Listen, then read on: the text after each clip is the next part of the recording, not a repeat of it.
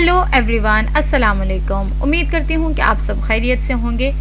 जैसे कि इम्तिहानात का सिलसिला जारी है, जिसमें NTS, FPSC और PPSC के मुख्तलिफ एग्ज़ाम्स हो रहे हैं और तलबा मुख्तलिफ मज़ामीन से रिलेटेड अपने सब्जेक्ट में स्पेशलिस्ट होते हैं और वो उसकी तैयारी करते हैं। लेकिन जो सबसे एक कॉमन एलिमेंट है वो होता है एजुकेशनल अप्रोच का, जिसमें 20 मार्क्स का एटलीस्ट सेगमेंट होता है, जिसमें एजुकेशन ओरिएंटेड सवालात पूछे जाते हैं, चाहे वो किसी भी एग्ज़ाम से रिलेटेड क्यों ना हो। तो हमने इसी पॉइंट ऑफ व्यू को देखते हुए अपने सिलेबस को और अपने कंटेंट को डिज़ाइन किया है ताकि उन तमाम स्टूडेंट्स की और उन तमाम कैंडिडेट्स की हेल्प आउट हो सके कि वो इस एजुकेशन के पोर्शन को किस तरह से स्टडी करेंगे। तो सबसे पहले हमने जो उसको चुना है, जिसको हम आज के कंटेंट में और आज के चैप्टर में पढ़ेंगे, वो है ब्लूम्स टैक्सोनॉमी के बारे में कि ब्लूम्स टैक्सोनॉमी क्या है और उसको इम्तिहान के सिलसिले में पेपर्स में किस तरीके से देखा जाता है। तो ज़रूरी होता है कि हम पहले अपने कॉन्सेप्ट्स को क्लियर कर लें। जब कॉन्सेप्ट हमारा क्लियर होगा तो सवाल चाहे जिस तरह का भी आए आप उसको इजीली सॉल्व कर सकते हैं। तो चलें बढ़ते हैं और देखते हैं ब्लूम्स टैक्सोनॉमी को कि वो क्या है और किसको कहते हैं। ब्लूम्स टैक्सोनॉमी बेसिकली 1950s में बेंजामिन ब्लूम ने दूसरे एजुकेशनल प्रोपोनेंट्स के साथ एक स्ट्रेटजी को डिवाइस किया और वो किसके लिए इस्तेमाल की गई, वो टीचिंग पेडागोजी से रिलेटेड थी, जिसमें टीचर्स को एक कॉन्सेप्ट दिया गया कि वो किस तरह से स्टूडेंट्स के लर्निंग को, उनकी अंडरस्टैंडिंग को और उनकी थिंकिंग को कैसे जस्टिफाई कर सकते हैं और कैसे उसको इन्हेंस किया जा सकता है। ब्लूम्स टैक्सोनॉमी एक क्लासिफिकेशन सिस्टम है जिसमें हम डिफरेंट लेवल्स को एड्रेस करते हैं और डिफरेंट लेवल्स में डिस्टिंग्विश कर सकते हैं कि वो किस किस तरह से दर्जा बदर्जा बढ़ते हैं, चाहे वो उनकी सोच से रिलेटेड हो या उनकी लर्निंग से या फिर उनकी अंडरस्टैंडिंग से मुताबिकत रखता हो। ब्लूम्स टैक्सोनॉमी डेवलप की गई थी टीचर्स के लिए एक कॉमन लैंग्वेज के तौर पे, ताकि वो डिस्कस कर सकें और कि किस तरह से अपनी लर्निंग, स्टूडेंट्स की लर्निंग को इन्हांस किया जा सकता है या फिर उनकी लर्निंग को कैसे असेस किया जा सकता है। तो ब्लूम्स टैक्सोनॉमी किन चीज़ों पे फोकस करती है? The learning of students and the assessment methods, कि हमने अपने स्टूडेंट को कहाँ पर और किस तरह से असेस कर सकते हैं कि बच्चा किस स्टेज पर एग्जिस्ट कर रहा है, बच्चे को कितनी समझ है, एक स्टूडेंट को, एक लर्नर को कितनी समझ है उस कंटेंट के बारे में और जो भी आप उसको क्लास में एक्सपीरियंस करवा रहे हैं उस चीज़ के बारे में। तो ये बेसिकली ब्लूम्स टैक्सोनॉमी का बेसिक एजेंडा था।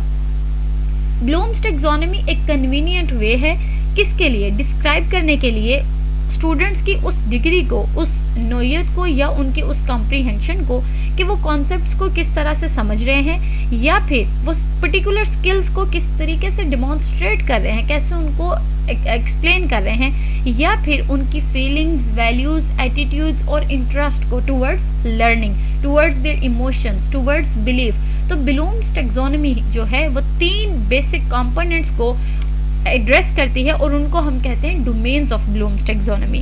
तो याद रखिएगा ब्लूम्स टैक्सोनॉमी के 3 बेसिक डोमेन्स हैं। सबसे पहले आती है कॉग्निटिव डोमेन, उसके बाद है साइकोमोटर डोमेन और फिर आती है हमारे पास इफेक्टिव डोमेन। कॉग्निटिव डोमेन को हम थिंकिंग कहते हैं, साइकोमोटर को डूइंग और इफेक्टिव डोमेन को फीलिंग डोमेन कहते हैं। कॉग्निटिव डोमेन जिसका गोल क्या है कि वो नॉलेज बेस्ड लर्निंग को असेस करती है।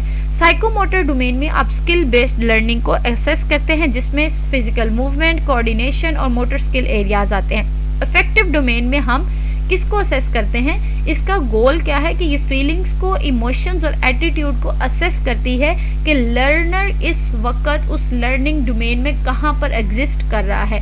तो आज की क्लास में हम कॉग्निटिव डोमेन को पढ़ेंगे, नेक्स्ट 2 डोमेन्स हम नेक्स्ट लेसन्स में पढ़ेंगे। तो याद रखिएगा कॉग्निटिव डोमेन है वो लर्नर की नॉलेज पे बेस करती है और वो किस पे एग्जिस्ट करती है कि उसकी मेंटल स्किल्स कहाँ तक नर्चर कर सकती हैं और कहाँ पर वो एग्जिस्ट करती हैं।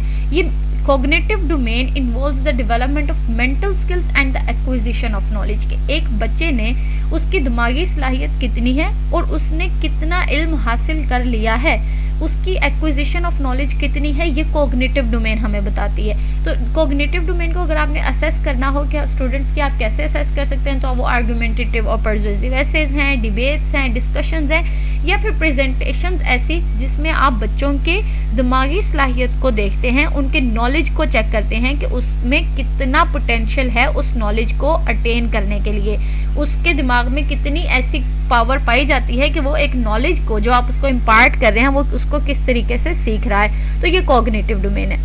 कोग्निटिव डोमेन के 6 लेवल्स हैं। यहाँ पर आप देख रहे हैं ओल्ड टेक्सोनोमी और रिवाइज टेक्सोनोमी। यहाँ पर इसके ये 6 लेवल्स हैं। जो सबसे लोएस्ट लेवल है वो है नॉलेज, और सबसे हाईएस्ट लेवल क्या है, इवैल्यूएशन।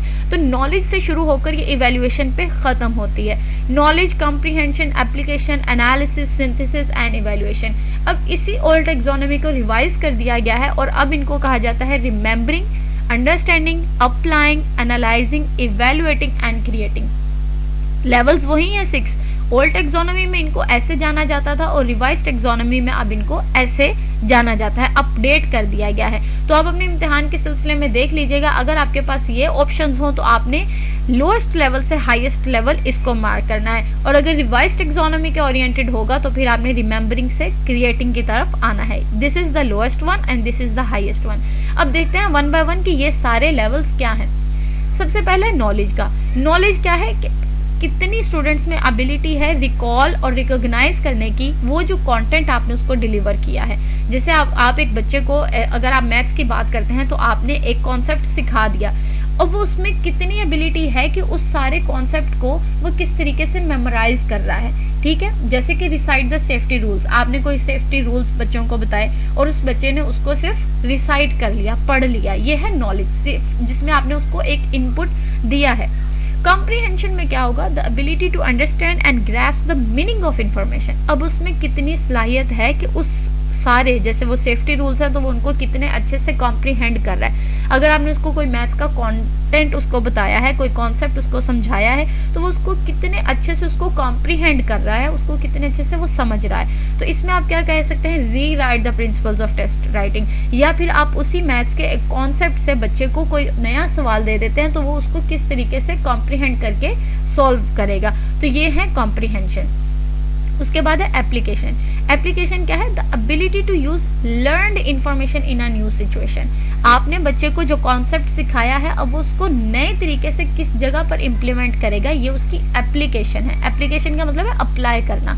अब जैसे कि आप क्या कहेंगे, use a manual to calculate an employee's vacation time.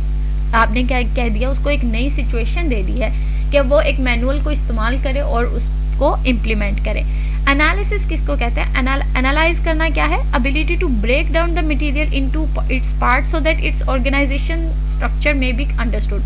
Analysis क्या होता है कि आपने जो उसको सिखाया है, अब क्या उसमें इतनी सलाहियत है कि वो उस सिखाए हुए को डिफरेंट चंक्स में डिवाइड करे और फिर एक उसके समझे कि वो चीज़ों को किस तरीके से ऑर्गेनाइज किया गया। फॉर इंस्टेंस, अगर आपने किसी बच्चे को एक मैथ्स का कॉन्सेप्ट बताया है, अब उस मैथ्स के कॉन्सेप्ट को पहले ए पार्ट को कैसे सॉल्व करना है, बी को कैसे सॉल्व करना है, या ए और बी लिंक हैं तो वो किस तरीके से लिंक है, अगर आप उनको ब्रेक डाउन करते हो, एक डिफरेंट पार्ट्स में डिवाइड करते हो, तो क्या उसमें इतनी सलाहियत है कि वो चीज़ों को एक कॉम्प्रिहेंसिव वे में तो समझता है, उसके अलावा उसको चंक्स में भी वो सॉल्व कर सके, कि उसमें उस स्टूडेंट में एनालिसिस की स्किल मौजूद है या नहीं है। तो ये हम उसके एनालिसिस लेवल को अंडरस्टैंड करते हैं इस तरीके से।